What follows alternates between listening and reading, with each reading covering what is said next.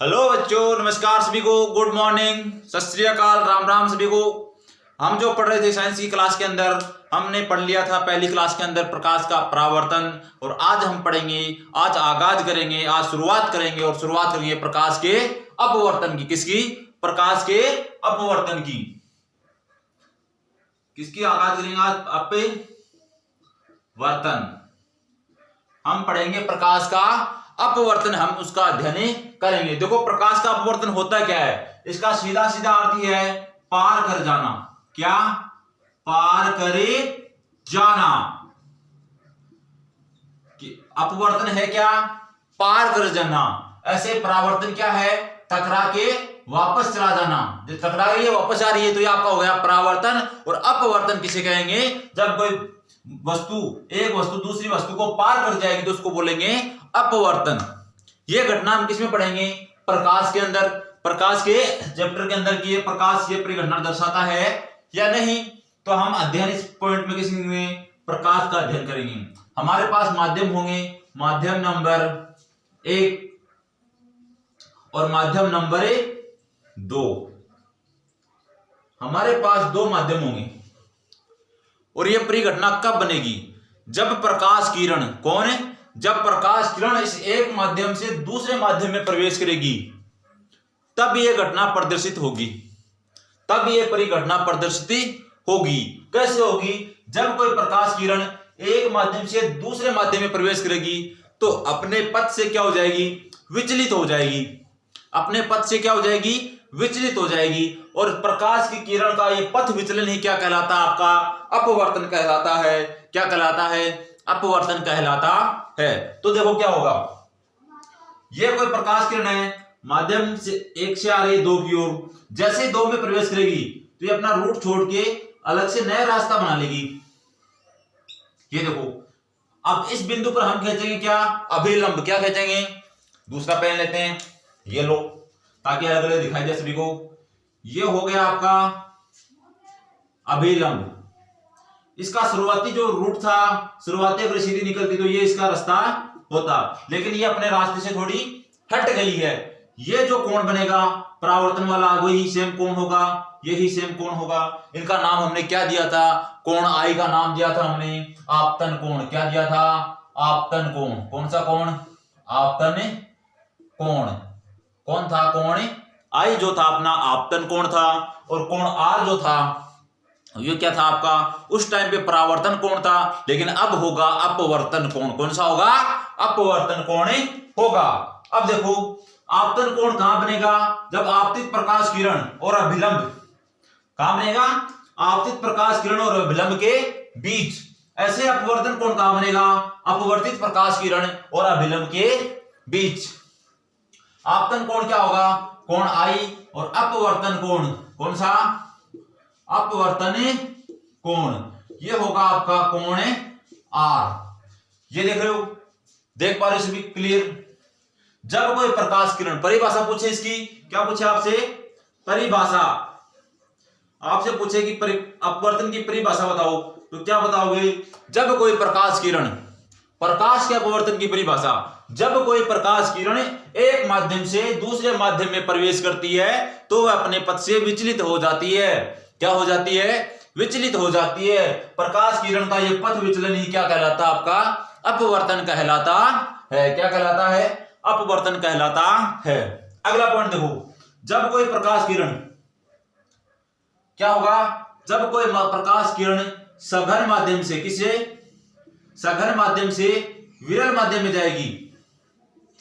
क्या होगा? जब कोई प्रकाश किरण सघन माध्यम से विरल माध्यम में जाएगी तो कौन क्या होगा? तो पहले बनाओ ये आपका अभिलंब। अब ये आ रही है सघन माध्यम से, ठीक है, और जैसे विरल माध्यम में जाएगी अभिलंब से दूर हट जाएगी। अब यहां पर आपका जो अपवर्तन कोण आर, यहां पर आपतन कोण आई। यहां पर जैसे कोई प्रकाश किरण सघन माध्यम से विरल माध्यम में जाएगी, क्या? सघन माध्यम से विरल माध्यम में जाएगी तो क्या होगा? वो कि जो अभिलंब होगा उससे थोड़ी दूर हटी जाएगी। सेम दूसरा देखो, अगर कोई प्रकाश किरण, यह आपका अभिलंब हो गया। जब कोई प्रकाश किरण, ऊपर वाला अपना विरल हो जाएगा, और ये हो जाएगा आपका सघन, जब कोई प्रकाश किरण क्या होगी, विरल माध्यम से सघन माध्यम में आएगी तो प्रकाश की ओर झुक जाएगी। ये अपतन कोण आई, ये आर, इसका रूट ये होना था, बल्कि इधर और झुक गई। आई बात समझ में। परावर्तन अपवर्तन किसे कहेंगे, जब प्रकाश किरण एक माध्यम से दूसरे माध्यम में प्रवेश करती है तो वो अपने पथ से क्या हो जाती है बच्चों, विचलित हो जाती है। तो इस प्रकाश की किरण का जो पथ विचलन है वही क्या कहलाएगा, आपका अपवर्तन कहलाएगा। क्या कहलाएगा, अपवर्तन। अब जैसे पहली कंडीशन ये बनती है, अगर सघन माध्यम से विरल माध्यम में आ रही है, सघन समझ रहे हो, जिस माध्यम के कणिका हो बिल्कुल पास पास में, हम अपनी भाषा में बोलते हैं गाडो कि हेटो है, उसको बोलते हैं सघन। और विरल माध्यम जिस माध्यम के कण दूर दूर अवस्थित हो, ठीक है। तो जैसे सघन माध्यम से विरल माध्यम में आएगी तो क्या होगी, अभिलंब से दूर हटेगी। क्योंकि जैसे वो पानी से हवा के अंदर आएगी तो हवा में आते उसकी स्पीड बढ़ेगी, स्पीड बढ़ते हुए क्या होगी, सीधी निकलने की कोशिश करेगी, ऊपर से छूकर निकलने की कोशिश करेगी। लेकिन जैसे ही वह विरल माध्यम से सघन में जाएगी तो उसकी स्पीड कम होगी, उसकी चाल कम होते क्या होगा, वो अंदर की ओर झुकना प्रारंभ हो जाएगी। अंदर घुसते ही, अंदर प्रवेश करते ही वो क्या हो जाएगी, अंदर की ओर झुकी जाएगी। अब देखो सघन माध्यम विरल माध्यम समझ गए। अब इसके बाद में आते हैं अपवर्तन के नियम। क्या आते हैं, अपवर्तन के नियम। अगला जो पॉइंट बनता है आपका बनता है अपवर्तन के नियम। अपवर्तन के नियम, इसके कितने नियम है, उसके जस्ट आपने पिछली कक्षा में पढ़ा था परावर्तन, उसमें कितने नियम पढ़े थे, इतने यहां पर पढ़ने बस। दोनों नियम सेम ही है लगभग। पहला नियम जो आपका बोलता है वो क्या बोलता है, आप ये है आपकी आपतित प्रकाश किरण, कौन सी, आपतित, आपतित, आपतित प्रकाश किरण, यह है आपका अभिलंब, यह है आपका अभिलंब, और यह है आपकी अपवर्तित प्रकाश किरण। अपवर्तित प्रकाश किरण, समझ गए बच्चों। अब देखो क्या है, आपकी जो आपतित प्रकाश किरण, अभिलंब और अपवर्तित प्रकाश किरण तीनों एक ही तल में स्थित है। देखो यहां पर, और यही हमने वहां पर पढ़ा था कि अब उसके अंदर अपवर्तित की जगह कौन सी थी, परावर्तित प्रकाश किरण थी। तो पहला नियम क्या है आपकी, आपतित प्रकाश किरण, आपतित प्रकाश किरण कौमा अपवर्तित प्रकाश किरण, प्रकाश किरण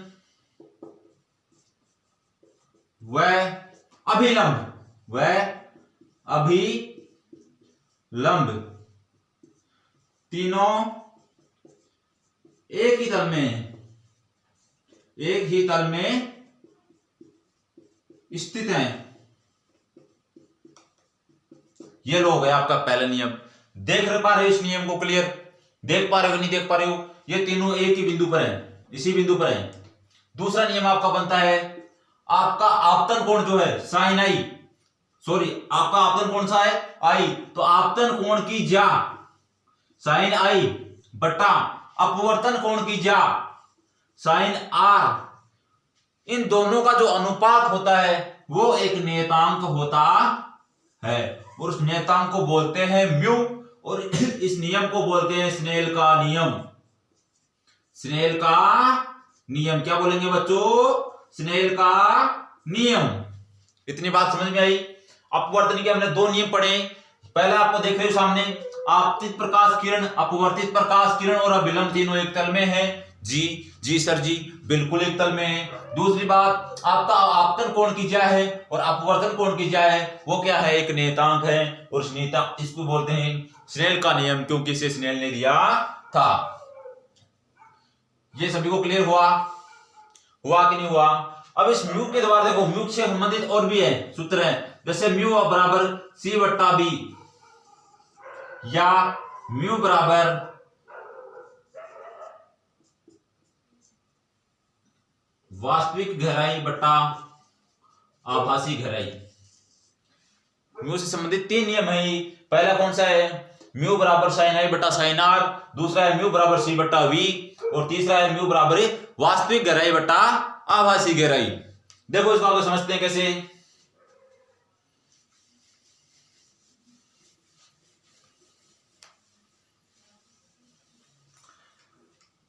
एक बात का विशेष ध्यान रखना, हम किसी एक माध्यम को पाकर ये नहीं बता सकते कि ये सघन है या विरल, हमें उसके सापेक्ष दूसरे माध्यम की आवश्यकता जरूरी पड़ेगी। तो देखो अपवर्तन के म्यू बराबर कौन कौन से नियम है। म्यू बराबर आपका है तो साइन आई बटा साइन आर, पहला नियम तो ये है। दूसरा म्यू बराबर है सी बटा वी, और तीसरा म्यू बराबर आपका है क्या, वास्तविक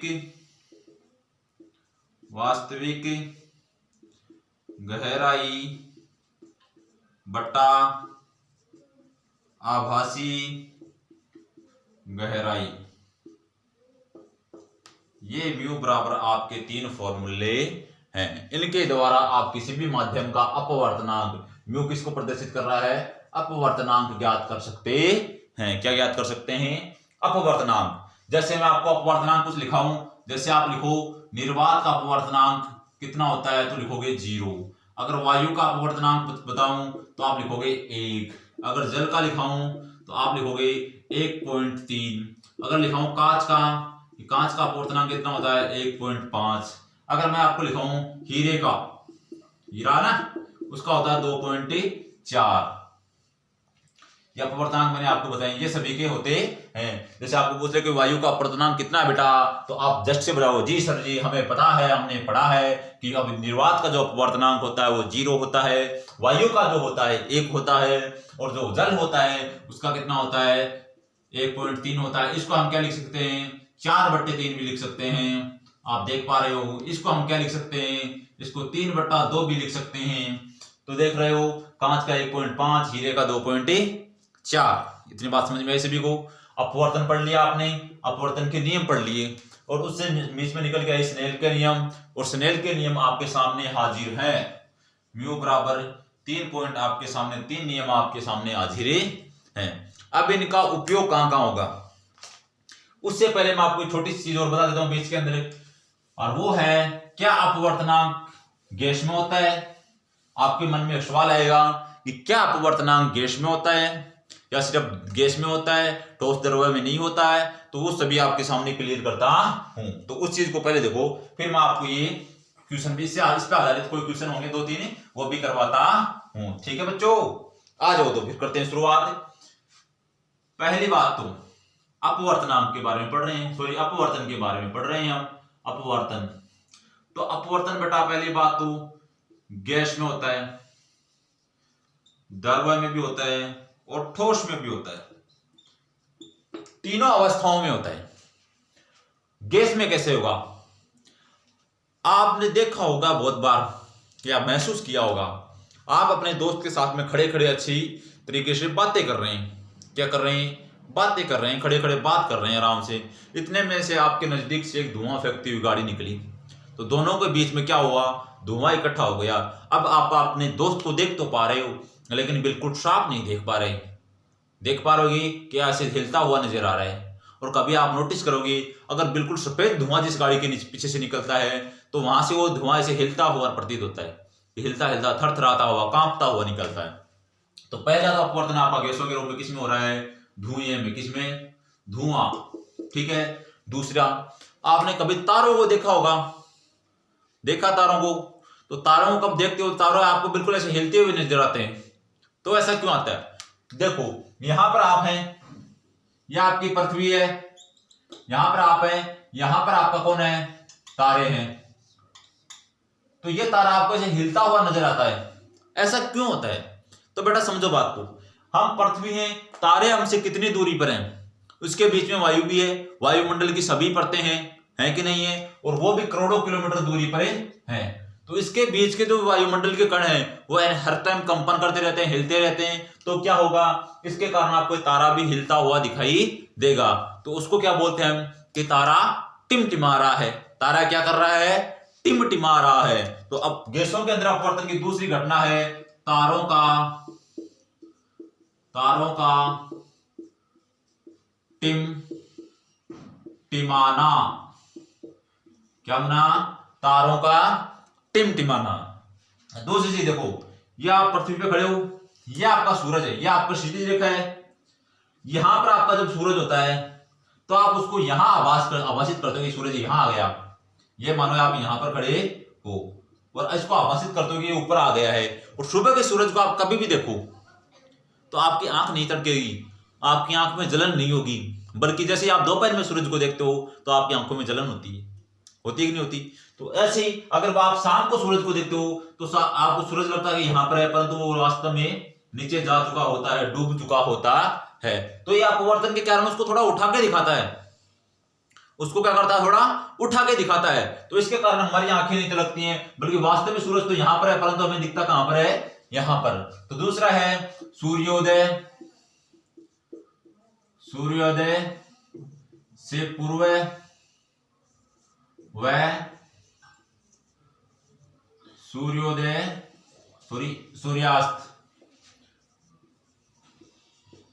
सूर्यास्त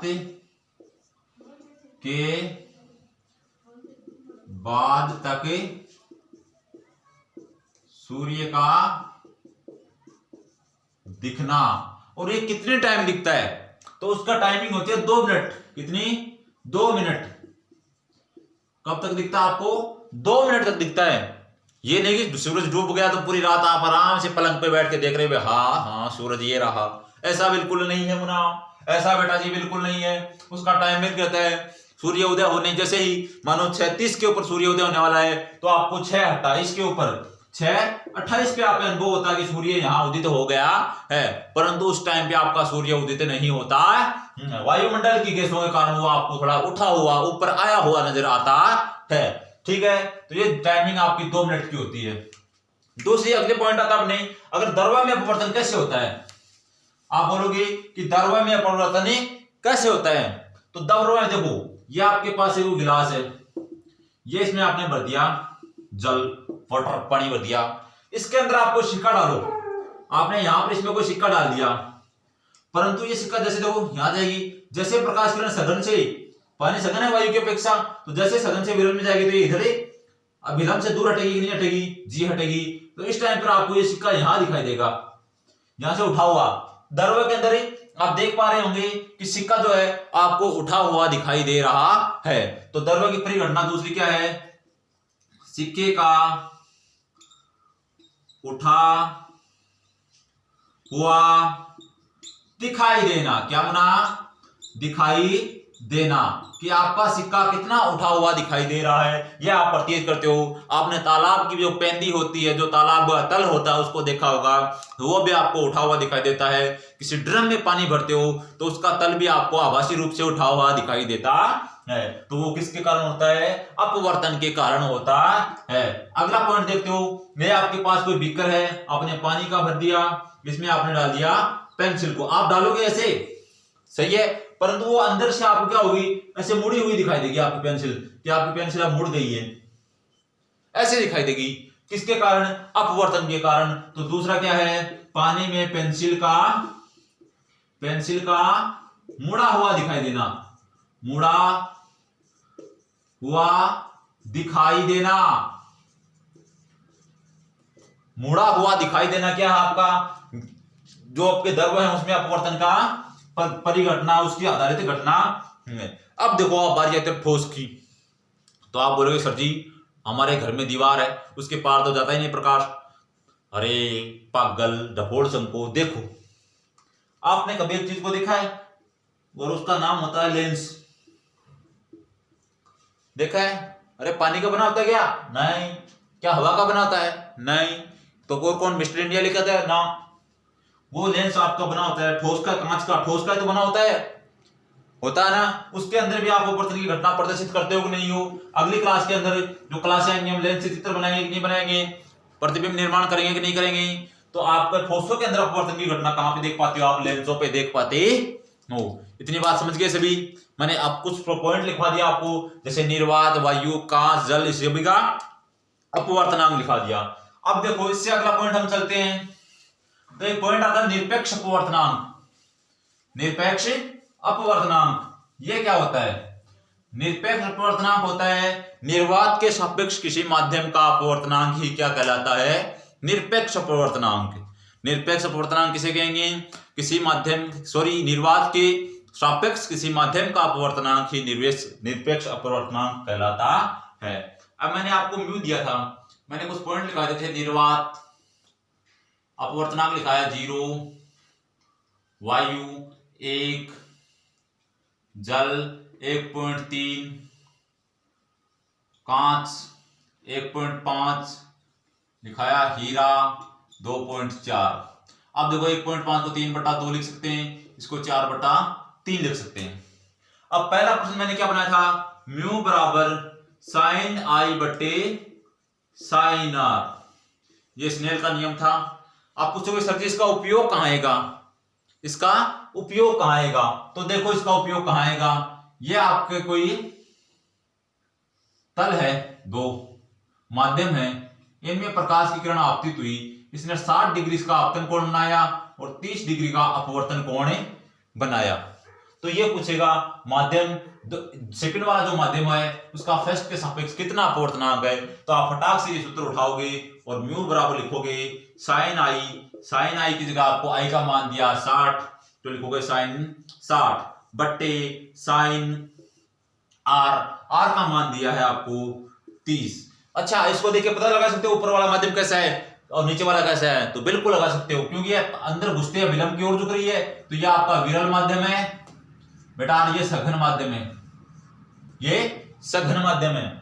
तो अब देखो म्यू बराबर कितना निकल जाएगा, साइन 60 का मान कितना होता है, √3/2, साइन 30 का 1/2, बट्टा का बट्टा ऊपर गया तो √3 × 2 पहले से गुणा 1, 2 से 2 काट दो और आपका म्यू का मान कितना निकल के आ गया बेटा, √3।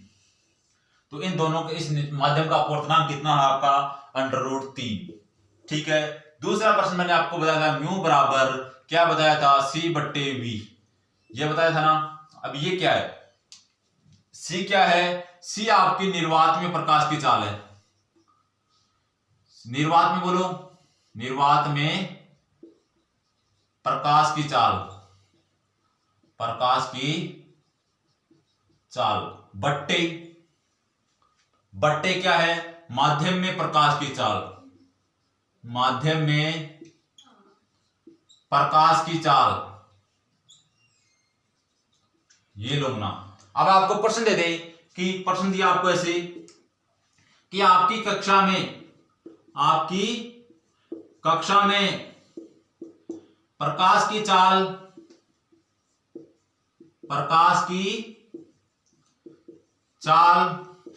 1.5 × 10⁸ मीटर प्रति सेकंड है, तो अपनी कक्षा का अपवर्तनांक ज्ञात करो। तो आपको ये सूत्र लगाना है, क्या लगाओगे आंसर सॉल्यूशन में, क्या लिखोगे, म्यू बराबर C/V।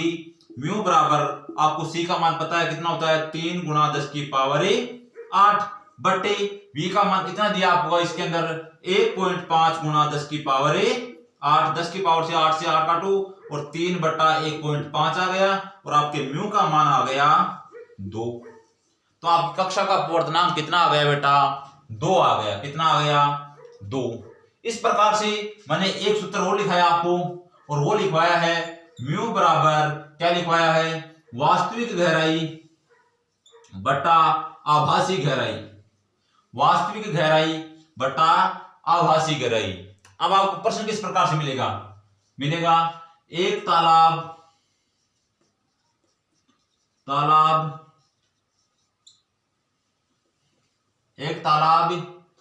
जिसकी गहराई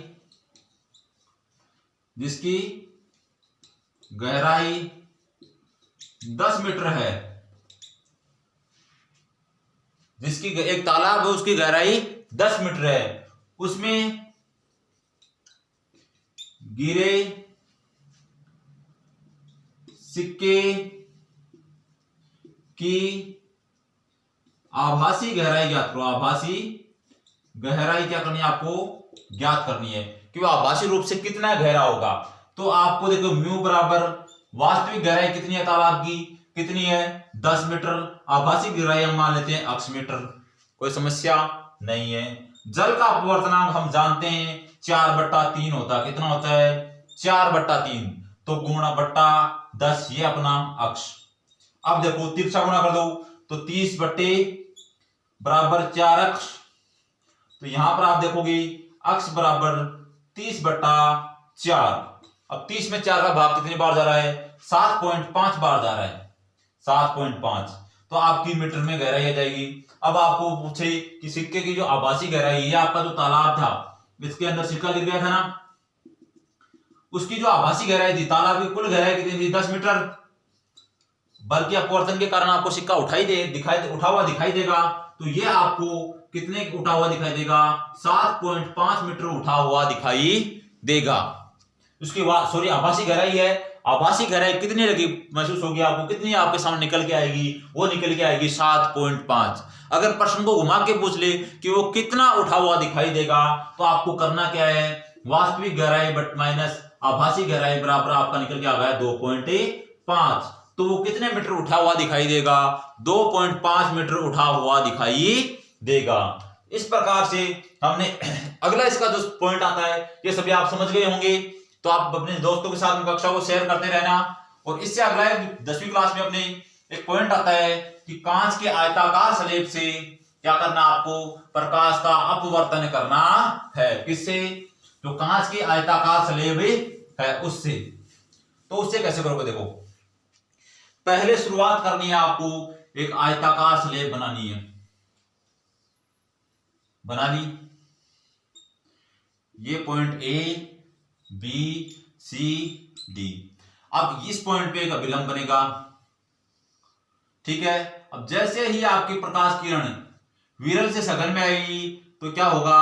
अभिलंब की ओर झुकेगी। फिर आप अभिलंब बनाओगे। जैसे सघन से आपकी विरल में जाएगी तो अभिलंब से दूर हटेगी।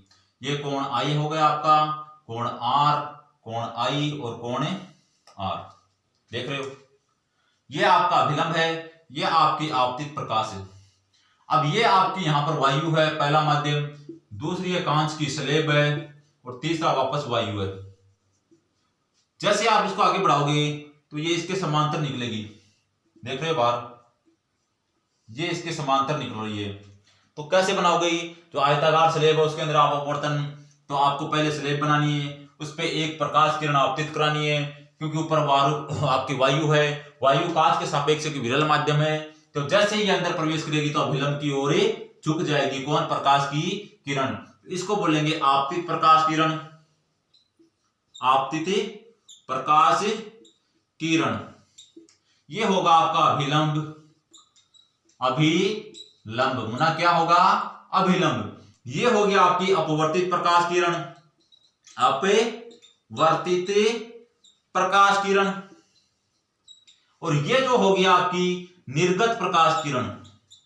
निर्गत प्रकाश किरण। जो देखो इसका शुरुआती रास्ता जो ये था ना, था कि नहीं था? इसके और इस रास्ते के बीच में जो वर्तमान में इसने धारण किया है, उनके बीच की जो डिस्टेंस दूरी पैदा हुई है, इसको बोलते हैं पार्श्व विस्थापन। पार्श्व विस्थापन इसको बोलते हैं। विस्थापित हुई ना, जैसे हमने पहले प्रकाश की किरण इधर से जाने वाली थी, सीधी ऐसे जाने वाली थी, परंतु जैसे हमने कांच की स्लेब उसके बीच में रखी, रास्ते में रखी, तो उसका क्या हुआ? अपवर्तन हुआ। क्या हुआ? अपवर्तन। अपवर्तन के कारण वो पहले जैसे ही विरल माध्यम से सघन माध्यम में प्रवेश कर रही है तो अभिलंब की ओर झुक रही है, और जैसे ही सघन से विरल में जा रहे हैं तो अभिलंब से दूर हट रही है। इस प्रकार से हम अपवर्तन के पूरा का पूरा टॉपिक कंप्लीट करते हैं। अपवर्तन हम पूरा पढ़ लेते हैं। शुरुआत कैसे की हमने? अपवर्तन की पढ़ी परिभाषा। परिभाषा में क्या था? एक बार मैं रिपीट करता हूं तो एक बार ध्यान से पेन रख के सुन लेना सभी। शुरुआत की हमने अपवर्तन से। अपवर्तन का मतलब क्या है? पार कर जाना। एक वस्तु दूसरी वस्तु को पार कर जाती है तो उसको बोलते हैं अपवर्तन। तो हमने प्रकाश का अपवर्तन पढ़ा। जब कोई प्रकाश किरण एक माध्यम से दूसरे माध्यम में प्रवेश करती है तो वह अपने पथ से विचलित हो जाती है। क्या हो जाती है? विचलित हो जाती है। तो उसको क्या बोलते हैं? प्रकाश का अपवर्तन। दो इसके नियम थे। क्या थे? आपतित प्रकाश किरण, अपवर्तित प्रकाश किरण और अभिलंब, तीनों एक तल में हैं। दूसरा क्या था, साइन आई बटा साइन आर, मतलब कि आपतन कोण की ज्या अपवर्तन कोण की ज्या दोनों का जो अनुपात होता है वो एक नियतांक होता है, उसको बोलते हैं स्नेल का नियम। इसके बाद में मैंने आपको पढ़ाया कि जब प्रकाश किरण विरल से सघन में आती है तो अभिलंब की ओर झुकती है, और सघन से विरल में जाती है तो अभिलंब से दूर हटती है। फिर मैंने जो स्नेल के तीनों नियम थे, म्यू बराबर जो नियम थे उससे आधारित आपको क्वेश्चन करवाए।